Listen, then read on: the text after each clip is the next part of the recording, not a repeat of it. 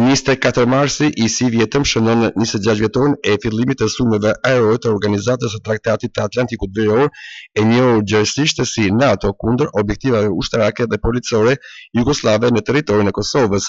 Bombardimet e aleancës ushtarake perëndimore ndaj Jugosllavisë që përbëhej nga Serbia dhe Malizi nisën pas dështimit të negociatave të vitit 1999 për zgjidhjen e konfliktit në Kosovë, teksa pala serbe refuzoi nënshkrimin e një marrëveshje për paqe në Rambuje.